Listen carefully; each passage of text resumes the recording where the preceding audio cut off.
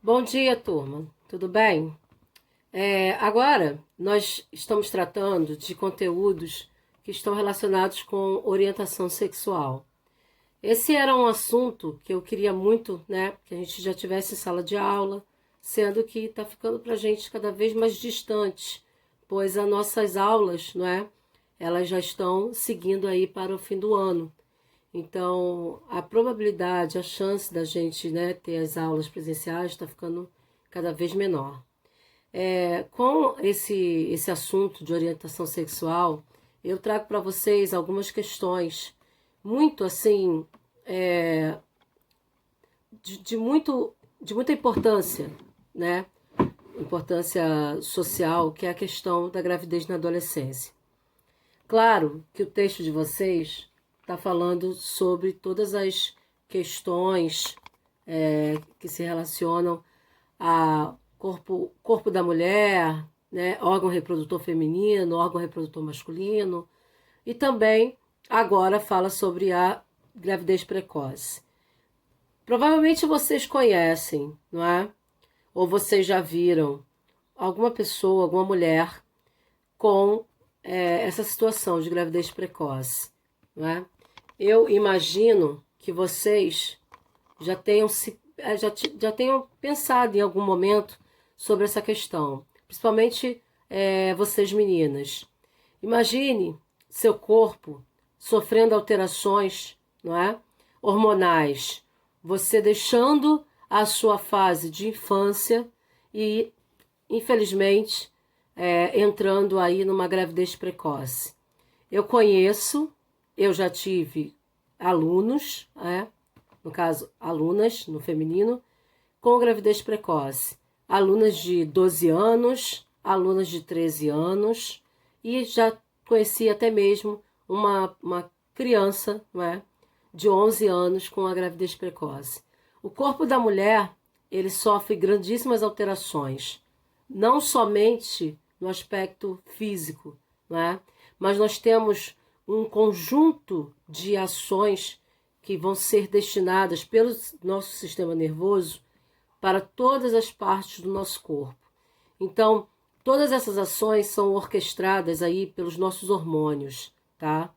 Para a mulher ter uma gravidez precoce, para a criança ou na pré-adolescência, a adolescente, ter uma gravidez precoce, é ela romper um ciclo, é ela dar um passo à frente, ela forçar o seu organismo a ter que começar a viver uma situação além do normal, tá? Para isso, nós temos vários profissionais que acabam auxiliando nessa fase da adolescente, tá?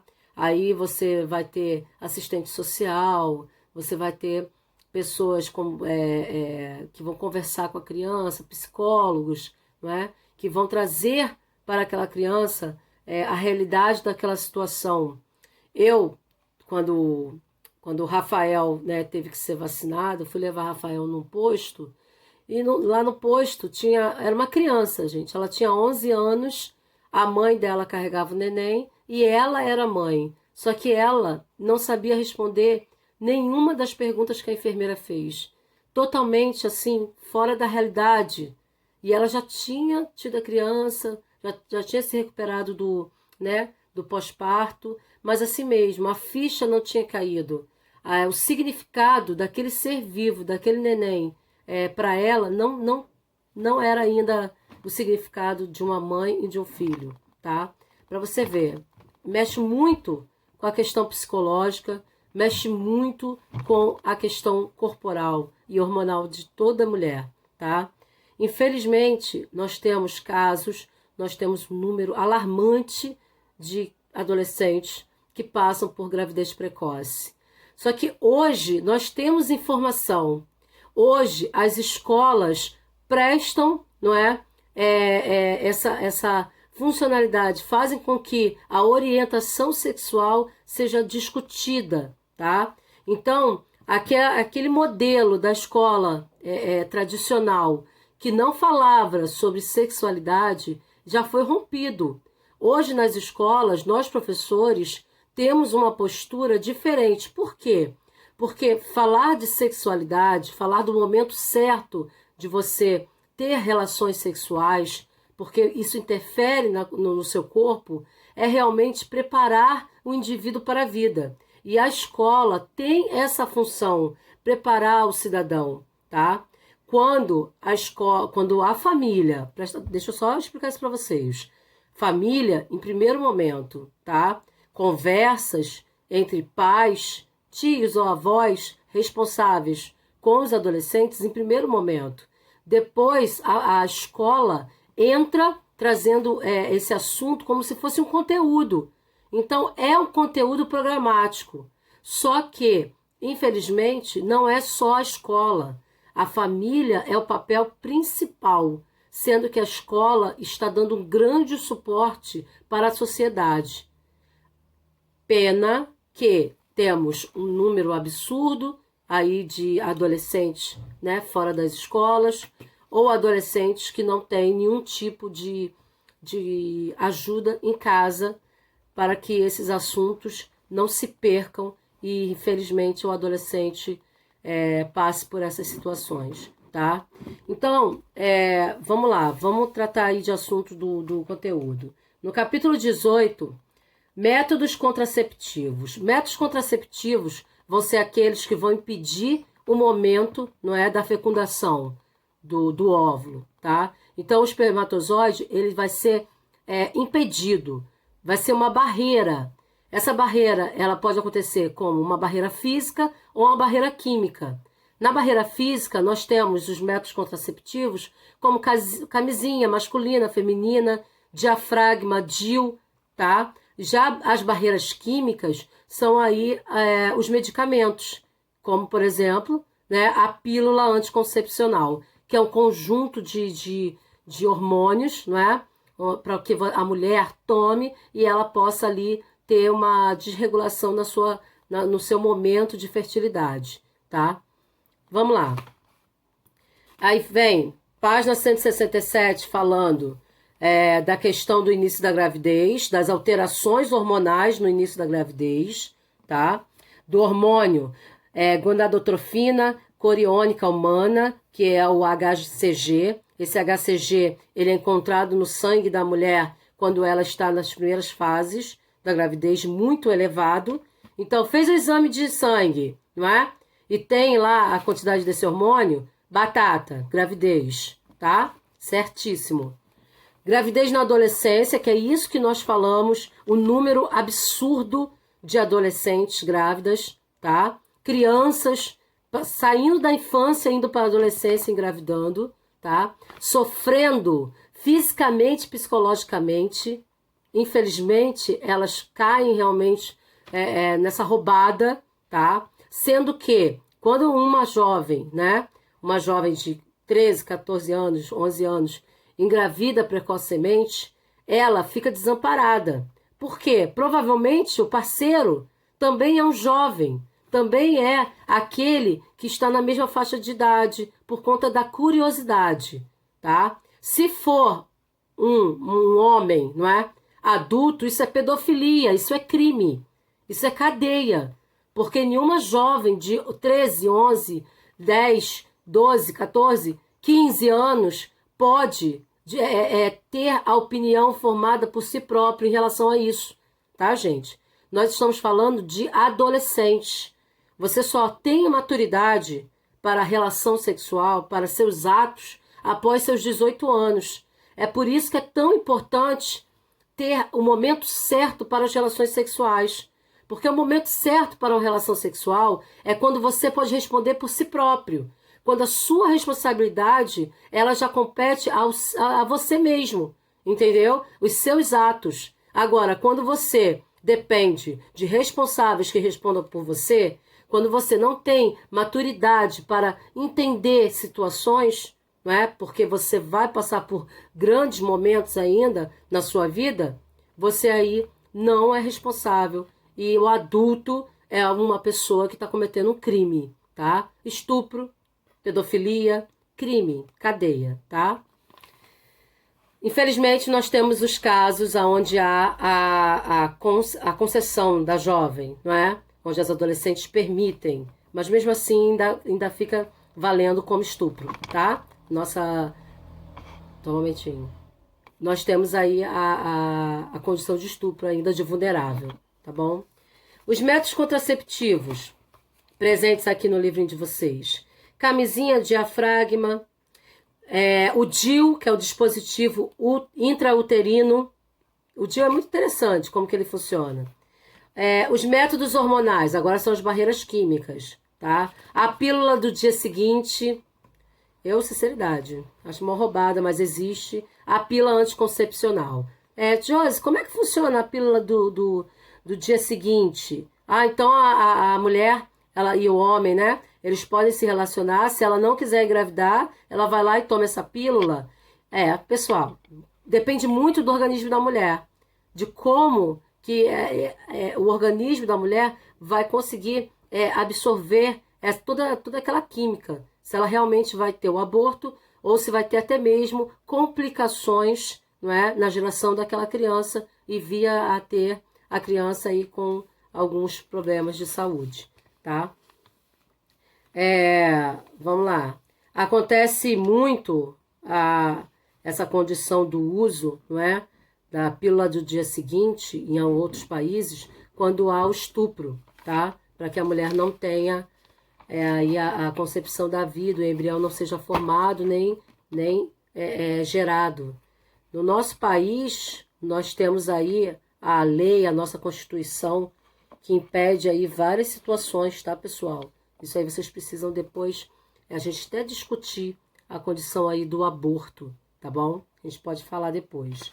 Aí vamos lá, porque é bem curtinho esse capítulo, mas ele é bem interessante, tá? Falando sobre as barreiras físicas, tá? A camisinha masculina e feminina, o que elas têm de diferente? Na camisinha feminina, aqui da página 168, é essa aqui, tá? Toda a parte, não é, do material da camisinha fica na parte interna da vagina. Já a camisinha masculina recobre todo o órgão sexual do homem, tá? É uma barreira contra a saída do espermatozoide, saída não, mas o encontro do espermatozoide com o ovócito, tá bom? A camisinha feminina, ela não é tão popular quanto a masculina, tá? Porque ela incomoda muito e depende também muito do tamanho, tá? Porque as mulheres são diferentes e a vagina tem tamanho diferente, tá? Exatamente isso. Diafragma. O diafragma, observem bem na foto da página 168, tá? Ele é utilizado somente pela mulher. É introduzido, tá? Na entrada lá do colo do útero. Possui uma forma semisférica, redondo, formado de borracha flexível. Deve ser inserido na vagina de modo a bloquear a entrada do colo do útero. Agora, quem vai fazer isso? A mulher? Não. Quem faz a colocada do diafragma pode ser o ginecologista. Ele sabe exatamente o local da entrada do colo do útero, tá? Agora, é recomendado usá-lo com gel espermicida. É responsável por matar os espermatozoides. Então, esse gel tem que estar presente. Não só a barreira física, mas o gel tem que estar também em toda a vagina da mulher. É utilizado assim, tá? Agora, o DIU. No DIU é uma pequena peça que pode ser recoberta de cobre ou conter hormônios. Olha só que bacana, gente. Ó, olha onde fica o DIU. É uma pequena peça de cobre, tá? Ou revestido uma camada por hormônios. Ele somente pode ser colocado ou retirado por um médico, tá? Detalhe, se ele ficar torto, se ele mudar a posição, porque algumas mulheres colocam DIU, mas esquece da vida. Passa um ano com o DIU, não pode, tá? Isso tem um período certo para fazer a retirada, para fazer tipo assim, a manutenção, tá? Você pode ficar, aqui tá falando, ó, você pode ficar com o DIU de 5 a 10 anos, mas você tem que fazer sempre aquela manutenção, você tem que observar, ir ao ginecologista ver a posição, tá? Só que tem uma coisa, DIU não protege contra DSTs, não é? Camisinha masculina e camisinha feminina são barreiras, protegem contra as DSTs, as doenças sexualmente transmissíveis. DIU não protege, tá? Esse vídeo tá começando a ficar longo, né? Eu espero que vocês assistam até o final. Os métodos hormonais é o DIU hormonal. Outro método, não é? Como a pílula e o anel vaginal, todos eles voltados ao público feminino, por usar hormônios na sua composição. Então, toda a composição desses materiais possui hormônio, tá? A pílula anticoncepcional, a pílula anticoncepcional, olha só, é um assunto assim a ser discutido.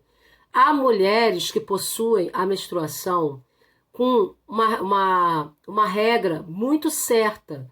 Os dias, tá? Eles são sempre iguais. Então, você tem ali uma quantidade de dias para que você pare a pílula, para que você retome a pílula, tá? Quando a mulher é desregrada, a pílula, tá? Ela tem que ser usada com muita atenção até que você possa ter realmente a consciência de que está totalmente livre de ter uma gravidez, tá? Então, vamos lá.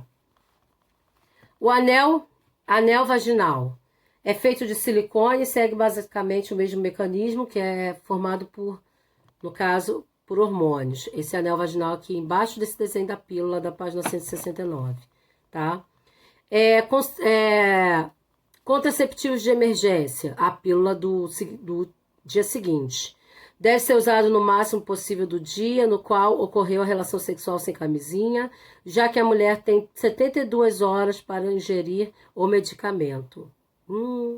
72 horas somente, tá? É importante ressaltar que ela só deve ser tomada em último caso, pois pode possuir altas doses hormonais, pode provocar reações adversas, muitas situações, alterações no ciclo menstrual, tá? Então, realmente só é utilizada em último caso. É o que eu falei para vocês no caso do estupro, da violência, tá? Não é para ser... nenhuma mulher tem que fazer o uso da pílula do dia seguinte, porque fez uma burrada e não quer as consequências, tá? As consequências podem ser maiores, principalmente em relação à criança, que pode vir com algum problema, tá bom? A atividade número 1, vocês vão fazer, é um relacione. Tem diafragma, DIU, não vou mostrar porque eu já marquei. Camisinha masculina, pílula do dia seguinte, né? Pílula de uso diário e camisinha feminina. No número 2, você tem o desenho, muito fácil. Você vai relacionar cada um desses métodos contraceptivos e dizer, explique com um tipo presente nas imagens. Explique o que significa dizer um método anticoncepcional, dando um desses aqui como exemplo, tá? Aí você já sabe que impede do espermatozoide chegar até o ovócito, tá? A esterilização. O que é a esterilização, Josi? É a condição que a mulher ou o homem, não é, tem de não deixar que aconteça, não é, o momento ali da fecundação. Por quê? Vai ter uma interrupção, tá? Então, é um método cirúrgico. Vamos entender como. A laqueadura, tá? Mulher já teve filho, não quer ter mais filho, mas sabe que ainda está jovem, ainda está ovulando, ainda é fértil, né? Ainda não está na menopausa, porque a menopausa diminui. Gente, esse vídeo está enorme. O que ela pode fazer? A laqueadura vai cortar, diminuir, não é cortar, impedir o acesso, né, ali das trompas. Cortou. Quando amarra, fica mais perigoso. Tem que cortar e amarrar. E para o homem, também corta aí, ó, os tubos aí, ó, que ligam, o nome desses tubinhos, ó, corte dos ductos deferentes, tá? Esses ductos deferentes são esses canais que levam, não é, até o pênis, todo o líquido lá do escroto, né, da glândula seminal, tá? Então, você tem também a tabelinha. Tabelinha é quando a mulher consegue regular apenas fazendo a observação da sua menstruação, do dia que ela parou até o dia que ela recomeça, a quantidade de dias que ela está fértil, a quantidade de dias que ela pode ter relação sexual que ela não está fértil. É uma furada? É uma furada, tá? Porque o organismo ele pode se modificar? Claro que pode. Nada é uma constante, tá? Então pode se modificar. É uma furada legal. Ainda tem o coito interrompido. Tem furada maior? Tem. Acho que não tem. Coito interrompido. Na hora lá da relação sexual, o homem e a mulher, né? No momento de prazer, aí o que o homem faz? Retira o pênis da vagina da mulher. Coito interrompido, não é? Ele vai ejacular fora da vagina. Entenderam? Será que o primeiro líquido que vocês... Eu já dei essa aula. Eu até gravei uma aula sobre isso, que antes do sêmen tem um líquido. Esse líquido é ele que lubrifica, tá? Toda a parte da glande, da cabeça lá do pênis, da glande. Mas o que acontece? Aquele líquido pode ter algumas células, não é, germinativas, como os espermatozoides? Pode sim. Aí vem a questão da gravidez, tá? Façam então aqueles 2 deveres lá da frente, o número 3, o número 4 e o número 5, somente. Só quero isso de vocês. Mas, Josi, eu posso fazer o restante? Pode fazer, tá? Fique à vontade, eu vou colocar até o gabarito comentado para vocês, tá bom? Quando a gente estiver em sala de aula ao vivo, a gente bate um papo sobre isso, tá bom? Que eu quero saber a opinião de vocês sobre gravidez precoce, tá bom? Beijo. Hoje não tem aula ao vivo, eu tô sem luz. Tô na casa da minha cunhada gravando. Beijinho.